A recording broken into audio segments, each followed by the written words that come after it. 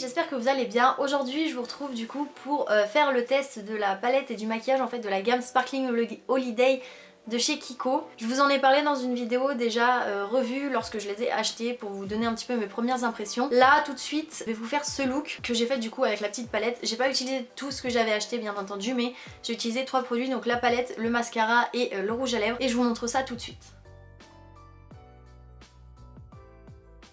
Donc du coup je commence par appliquer ma base à paupières du coup de chez Kiko également, histoire d'unifier réellement toute la paupière. Ensuite je viens prendre avec un pinceau plat cette teinte-ci, la teinte rose en fait, rose pâle. Je suis pas sûre qu'elle fasse grand chose au niveau couleur.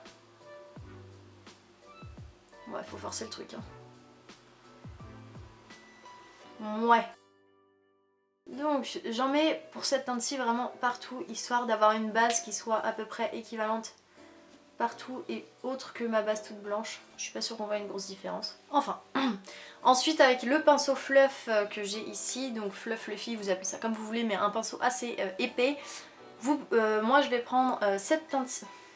Je suis nulle là-dessus. Non, ok. Cette teinte-ci du coup là, je sais pas comment elle s'appelle, mais donc celle qui est un peu bordeaux, et je vais l'appliquer au niveau de tout le creux de paupière. Alors c'est assez pigmenté, donc bien évidemment faut estomper. Alors on va estomper. Si je veux rajouter un petit peu d'intensité, j'en mets un tout petit peu vraiment. Ensuite je viens prendre un pinceau toujours un peu épais, mais cette fois-ci plus court et plus compact. Je connais pas le nom de ces pinceaux, je suis désolée. Et donc du coup je vais prendre la teinte violette juste ici, que je vais... Et je vais y aller doucement parce que... Hop, voilà, comme j'ai vu sur le... juste avant, c'est quelque chose qui est quand même assez pigmenté. Et ensuite je vais reprendre le pinceau où j'avais déjà de la matière du coup du bordeaux, que je vais pas rajouter en fait. Je vais prendre juste ce pinceau là pour estomper le violet et pour vraiment mixer un petit peu les deux couleurs ensemble. Hop, ensuite je viens prendre mon pinceau plat du début et je vais récupérer donc la première couleur, le bordeaux, que je vais venir placer en ras de cils.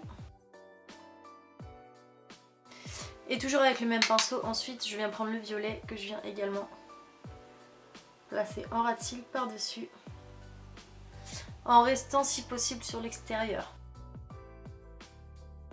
Voilà, et ensuite je vais venir travailler du coup le fard à paillettes, donc voilà, celui-ci. Je prends un petit pinceau plat et...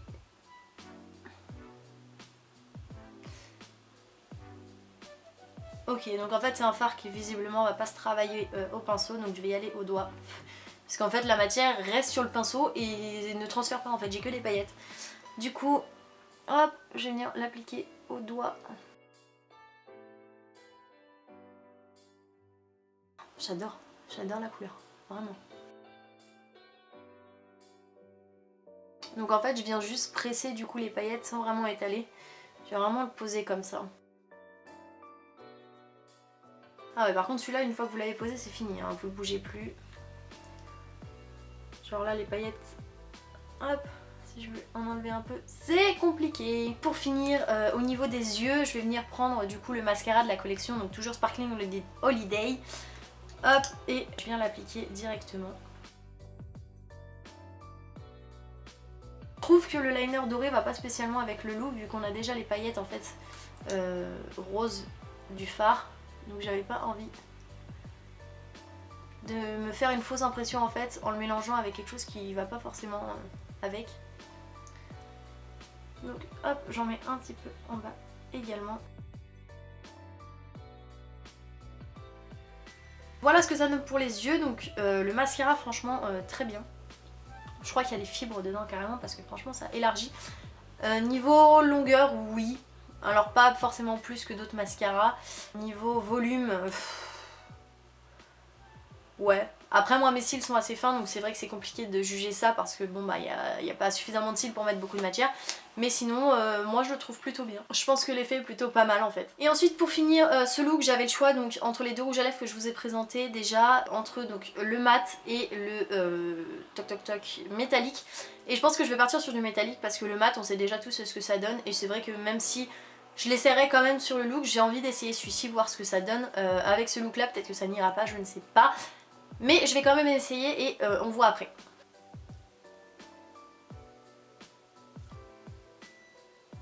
L'embout est plutôt pas mal dans le sens où en fait il est pointu donc c'est pratique pour faire le haut.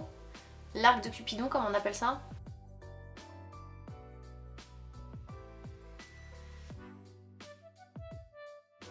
Du coup le rouge à lèvres ouais j'ai mis celui-ci, je trouve qu'il va en fait plutôt pas mal avec ce look. Après chacun a son avis. Si vous n'êtes pas d'accord, moi perso j'aime bien. Il est facile parce que l'embout est assez en pointe donc c'est assez facile à appliquer. Par contre, seul petit bémol que j'ai trouvé c'est que quand vous commencez à l'utiliser, c'est-à-dire quand vous le sortez directement du paquet en fait, l'embout a pas mal de matière dessus donc c'est un peu compliqué au début, surtout si vous commencez par le haut. Moi j'ai l'habitude de commencer par le haut, c'est vrai que j'aurais peut-être pas dû. Par contre vous n'avez pas besoin de le retremper pour faire vos lèvres. Une seule fois ça suffit, vous le sortez et ça suffit largement. Après il faut faire attention parce que sinon ça fait des petits paquets, des petits dépôts, etc. Il colle un petit peu. Mais il n'y a rien de très dérangeant en fait, je pense que ça va tout simplement sécher. Du coup, petit bilan pour ce petit make-up. Donc au niveau de la palette, c'est vrai que ce qui est dommage c'est que ce farci du coup le rose est très peu pigmenté. Donc c'est vrai que c'est un peu compliqué au début. Moi j'ai commencé par cette teinte-ci, c'est vrai que c'est pas très transcendant. Donc c'est une teinte de transition mais pas trop transition non plus parce que franchement c'est pas ouf au niveau pigmentation. Par contre les deux teintes du dessous, donc le bordeaux et le violet, sont vraiment géniales. Donc ça se travaille, franchement c'est des fards qui s'estompent, ils sont bien pigmentés mais ils s'estompent suffisamment bien quand même.